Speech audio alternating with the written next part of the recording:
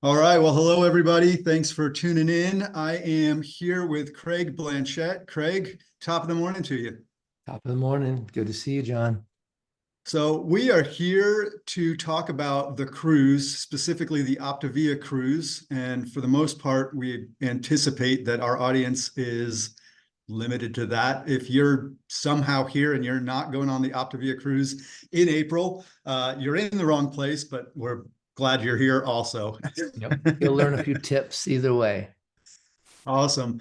Craig and I wanted to hop on here and just talk. I had a lot of questions, as I frequently do, and got to talking with him and had some of those questions answered, most of them, and thought maybe it would be a good resource to share some of those questions and answers with the whole group and see what comes back from that if you have further questions or what. So, Craig, how many times have you been on a cruise, period? At just once. Just once. Yeah. Okay. Resident expert because I have a whopping zero. Yeah. So I'm 100% I, more than you, but I'm not definitely a expert on cruising. So yeah, I have been on a very large ship that went from Denmark to Norway, but it was not a cruise ship. It was a ferry basically. yeah. And then I've been on ferries a few times. So this is my first time. I'm looking forward to it. And maybe some people that have been on even more will offer some other insights, but let's jump in. I kind of want to break this down into three parts. One would be we're here in February, late February, getting ready for a trip that's mid-April. What are some things that people should be doing now to prepare for this trip? I imagine a lot of them have already done most of the things, but what would be the main things that need to get done? Yeah. I mean, definitely passport. I have some stories about that we're rushing at the last minute to get that done. That wasn't good. So apply for those things, get those dialed in early, right away. Probably you've already done those things. So that's it. You're going to need to book travel. Now, if you're on the East Coast, and you can get an early flight to get there early in the morning, that works. Obviously, if you live in Florida, you could drive. But on the West Coast, folks, we will fly in the day before, rent a hotel in the area. Optavia has some hotels that they recommend that they will have shuttle service to the dock. And that's what we did last year. We came in the night before, woke up, took the shuttle service to the boat, and there's probably a 3-hour embarking or loading sequence to get everybody on the boat. So you want to be there. You don't want to miss that piece. Awesome. Very good. That's perfect. Also, something I wanted to mention, there is a ton of resources. We can put those if they're already in the cruise chat. I think website for Royal Caribbean is a good resource for what this exact ship has to offer and things like that. The Optavia has a Facebook group that you can join. So a lot of different resources like Yep. that people can be jumping on and looking at. And Okay, those are so important too, because the different ships have different amenities, and it's nice to know this is a big ship. At the time, I think it's the same ship that we went on last time, 2019, and it was the largest ship they had in their fleet, and it was amazing. But it, just learning about, the pools and the, wave rider, I think is what they called it, and the zip line. So there's a lot of things to do on the ship, and we'll go through some of those. But it's nice to know just a rough idea of the things that are available to you, so you can. I mean, there's gonna be a few days at sea. Like I think we started out in there's 3 days at sea, and that's why they're traveling to the Caribbean. And yeah, it's really cool to be able to go and take advantage of all those cool things. for sure. And speaking of that, I'm wearing my Hawaiian print. I've got my swimsuit on. I am ready to go. But as people are gearing up, some people might be wanting to lose a little bit of weight. Do you know of a program or coaching Yeah, service that yeah, I could join up to yeah. get myself physically in shape? We definitely have some options there for you. But one of the things is not only getting your body in shape, but getting your mind and relationships in shape too. So we have a one-stop shop for all that. You can talk to your Awesome. coach. Oh, one other thing that you and I talked about the last time we chatted about this that is very important, I think, in planning for the trip is that there's no cell phone service. There's no towers at Right. sea. Right. So what can we do to prepare for that? Yeah, so you can buy an internet package and do Wi-Fi calling. FaceTime works. You can use, WhatsApp, things like that, to send messages. But if you do order the internet package, I can't, I don't, I know what it was back then, but I don't know what it is now. And that gives you internet. You may only do that for maybe the weekdays, or maybe not do it at all. For me, I like to go away and be on vacation. And so at some of the stops, there was cell phone coverage at like a little bistro or a little, cafe. And so I would pop on and log in and update Facebook and whatever. But when we're out at sea, it's kind of refreshing to be unplugged. And so um, even a bit someone that runs a large business, there are times when you can go a couple, 2 or 3, 4 days with not being connected to everything, and there's no emergencies in the world of Optavia. So something to think about for you. Excellent. They do have TV on board, not that we ever watched any, but there's plenty of entertainment and other things to do, and it's kind of fun to be unplugged from I social like media that. for a few days.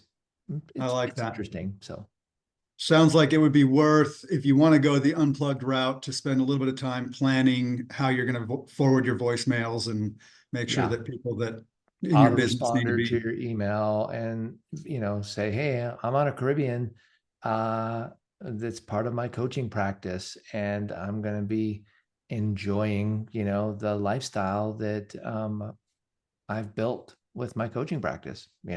Something along those Excellent. lines could be a little marketing for you. Yeah, awesome. I love it. All right, so switching gears to the actual while we're there, and I noticed that it's hard to tell with these video cameras whether the color is true, but it looks like you're wearing something that's close to pink. And I noticed that Optavia has a Wear Pink event the first day that we're there. But Ta-da! ta-da, you are ready to go, sir. I'm not even, I'm wearing the wrong color already. Yep. Kick Yeah. me off the boat. Exactly. So yeah, you want to look, there's a couple, like last time it was a white, it was a dress in all white, and so white tie, we came to an event, it was all white. Now this year it's all pink. And so at the front of the ship in one of the large areas, they had a banquet and, hors d'oeuvres and appetizers and photos. And my wife and I had, we got to dress up and have some nice photos taken at that event. That's awesome. I'm hoping that I look good in pink. We'll see if the red clashes with pink or kind of Right. complements it. There you go. But talk to me about what else can we expect when we're on the boat, and we'll even maybe talk a little bit about island excursions and that kind of thing. But I have a mixed personality. I love going into something completely blind, and I also like to kind of have a sense of what's coming up. So for those of you, spoiler alert, if you want to be just brand new to this, stop the video right now, because we're going to talk a little bit about what's actually going on that ship and things like that. But Craig, walk me through it. What does it look like a regular day in the life of somebody at sea? Yeah. So there's, I mean, it's pretty relaxing. When you get on the boat, you'll be amazed at how large it is. I got it. When you get on board, you kind of get into the inside the main chamber, and it's a shopping mall size. Like it's ginormous. It's a floating mall, really. I think it holds 10,000 people. That's a lot of people, right? Yeah. Uh, and so you get in the enormity of it, and it's 13 stories tall, and it's just the awesomeness of it was amazing. Um, and then as you're kind of moving around, the like I said, the first 3 days you're at sea, they'll explain all of this to you. One thing that was very interesting that I didn't know about is everybody has to report to their rooms and or to a centralized location, which is if in case of emergency. And then they go through the emergency drill in a little like there's little pockets all over the ship where they do this informational thing. That happens pretty much first thing, which is cool. And they make announcements. So you won't miss an announcement when it's important because it's broadcast all over the ship. So those are pretty cool things. But if you sign up for like a captain's tour and all those kinds of things, those are fascinating. Just the motors, the engines, the how many people are on board, just how they deal with waste. It's really just fascinating. That stuff is pretty interesting to me. So you can check out those kind of things. But not every day was warm. And so there's plenty of spot bases on the boat that are totally enclosed, but then there's decks and there's outside walking paths and things to do outside. And so, bring a windbreaker. Sometimes it can be windy. And then, there was some rainy times, but we just stayed inside when it was rainy. And it's not like it's that cold. It's not 20 degrees outside. It is the Caribbean after all. And then some of the other things that was really interesting is the stuff to do on the boat. They've got, there's down on level 3, I think, had a running track. And it was the whole length of the ship. And so you can go and walk. I think it was 2 or 4 lanes wide. So you can do walking. They've got a full workout room with the weights and a spa and massage and all that stuff. So that's pretty cool. And then there's pools and different things to do. At the front of the ship, they had like a big theater. So that's where all the musicals and the game shows and the entertainment, usually that's in the evening, happened. And the back of the ship, they had a pool that was entertainment, and they had some shows, high flying tightrope and stuff. That was pretty fantastic. And then in the back of the ship, they've got a wave rider where you can, ride a little skiff board, and ride a wave. And then they had a ping pong and a zip line, and so there's lots of functional things to do. And there was kids, there, and kid friendly, and there's the little slide tubes and the pools and all that. So plenty of all that kind of stuff. One of the things that I found, and in the middle of the ship is an ice rink. So they have like an ice show, and so you get to see all these shows. And I mean, find out when they are and go see them all. Take advantage of all of it. That's what we like to do anyway. And then the other thing too is they have with the eating. So this is kind of a transition to what is a healthy strategy for vacationing. So this is something that I've developed over 14 years of coaching and paying attention to my own health. We typically try to eat at the buffet as little as possible. So typically breakfast, we did at a little, there's little restaurants that you can eat at, and all the food is included. But the little restaurants, you kind of portion it differently, or they serve you, you order and they serve you. So you could have seconds and thirds, that's fine, but typically you're not going to. But when I go to a buffet, I have this temptation to go back multiple times, and then I end up just having all this food and calories I don't need. So we tend to try to limit our exposure to the buffet and go to in the evenings, you sign up for a dinner, and it's a nice dinner. You go there and they serve you and you order. And so it keeps you from overeating. So breakfast and dinner were those things. And then sometimes it was a buffet at lunch. Sometimes we just have a bar. We bring our fuelings with us and we'll have those throughout the day. That's just normal stuff. That's our superpower. And then as far as the drink goes, we just would pay for maybe we bought a latte card or something. So you can have a latte every day. But you can do the soda, the soda card or the drink card, and you just have to decide on yourself. If I buy a card, I'm going to want to take advantage of that thing. And if it's alcohol, then you're going to be inclined to drink a lot, drink often. And so you have to Sure. just figure out that's going to be something that is part of what you value or not. But my goal is to come off the ship at the same weight that I got on the ship, right? So you just hold your own, and it's a different environment. And then so we try to work out once a day. We go for walks, stuff like that. You know, that's just kind of a standard routine. Work out every morning, have your fuelings throughout the day, and then do a dinner at a restaurant in the evening.